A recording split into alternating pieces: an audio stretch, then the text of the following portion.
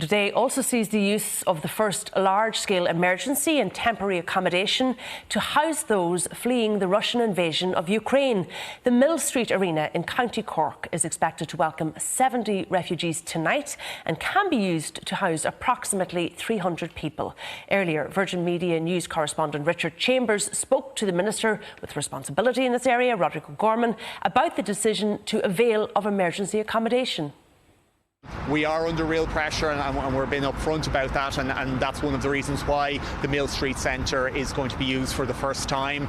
In Millstreet we've accommodation for around 300 individuals. They have a kind of enclosed private living accommodation there. There'll be obviously shared leisure facilities, obviously full meals will be provided there, but that's been stood up for the first time this evening.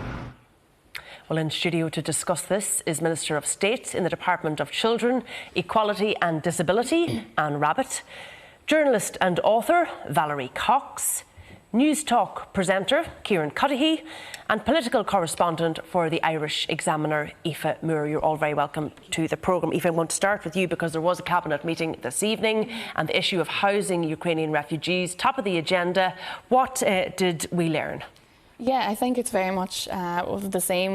What we saw in the cabinet memo this evening was there are concerns around accommodation. Now, we knew, that very shortly we were going to run out of accommodation. We heard that Millstreet open tonight. They expect Millstreet to be completely overrun by the weekend. It is coming on thick and fast. We're now averaging around 400 arrivals per day. Now, that has decreased a lot from what we were seeing before.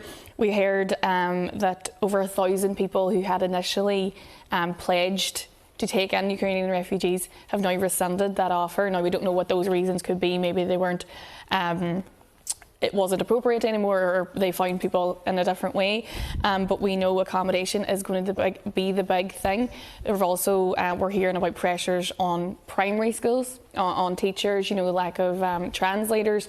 And there's also concerns now about the fiscal and the public expenditure, because we know, obviously, with this very unexpected influx of people fleeing Putin's war in Ukraine, they're given PPS numbers, but there's going to be issues around tax. And if the cost of living and the price of, petrol and diesel and everything continues to go up with the sanctions on Russia, this could create more problems from us down the road. So I feel like every week people are saying it is movable. The government is kind of working on the hop here, but there's meetings ongoing. They haven't been put off. There's been at no point has anyone said this has to stop, but it is very movable and things are changing all the time. The demand on state services, though, is growing all the time, isn't it? Because I suppose the initial tranche of people who came perhaps could rely on friends and family. Those arriving now and in the next couple of weeks and months will be able to do that less so. Yeah, so we know that over 24,000 people have arrived. 16,000 of those need accommodation. So it's a very small number that have found their own accommodation. Maybe they had a family here or whatever. And we've also heard from the Housing Minister, Darragh O'Brien. He said, this influx of people isn't going to affect housing for all. That our plans to build all the houses that we know that we need isn't going to be affected. But the other issue is, with these sanctions, we know that the price of materials, everything else is going to go up as well. I wish I had better news, but it does all just seem there's a lot of pressure on the system now. And we hear Millstreet is going to be used. What exactly is Millstreet? Like, what does that accommodation look like for these people? So what we have heard is that it's separate beds. When they get there, they will get a hot meal. There's restrooms, places to wash and shower. It's segregated beds. They have access to Ukrainian TV, that kind of thing. However, this is very much a stopgap. Helen McEntee, the Justice Minister, was out today and she said they do not want people in this for the long term. It's just for a couple of days, and then hopefully they can move out to whether it's rented accommodation or hotels or whatever else. Interesting, Kieran, though, because we're only at 25,000 Ukrainian refugees. We've been told we can take up to 200,000. That's the quota, apparently. And already we're having to use this emergency accommodation. Yeah, and look, I think a lot of people, and myself included, would cut the government a huge degree of slack in terms of having to use the likes of Millstreet. You know, maybe the optics aren't great, you know, people kind of being housed in, you know, what is an arena used for show jumping at different times of the year. But you know, plans had to be made on the hop, and there's a case of any port in a storm. And I think you can get a sense of that as well from like opposition reaction. There are not people out kind of banging the benches, kind of demanding that everybody, you know, be housed overnight. There's a realisation that it's difficult.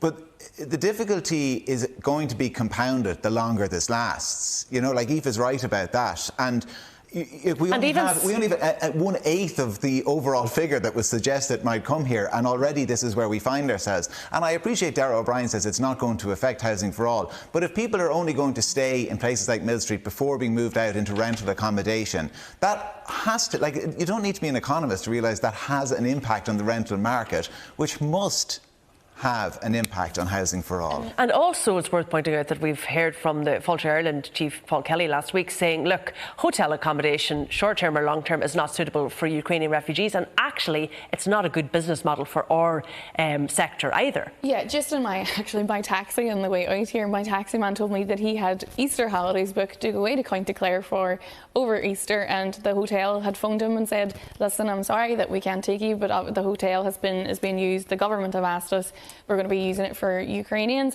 We had too many people living in hotels before the invasion of Ukraine.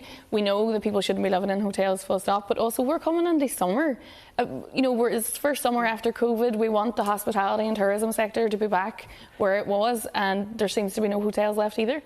Valerie, are you confident that this will be a short-term measure for the Ukrainian refugees coming in? There's no way. I mean, if you add the figures, it just doesn't work. I mean, I do agree with Kieran, though, that you have to cut the government a little bit of slack on this, because they couldn't be expected to provide proper housing overnight. I mean, that's a fact, these numbers coming in. And in fact, in other countries, I mean, for example, I've seen it in Greece, where the refugees spent months and months actually in the UNHCR tents, you know, the big white tents, and the families lived in them, and sadly, some of them are still living there. But I think the big problem here is that the actual response is mostly coming from voluntary groups, not from the government. I mean, they're putting things in place all right, but that is very slow, and I'm still cutting them some slack on that.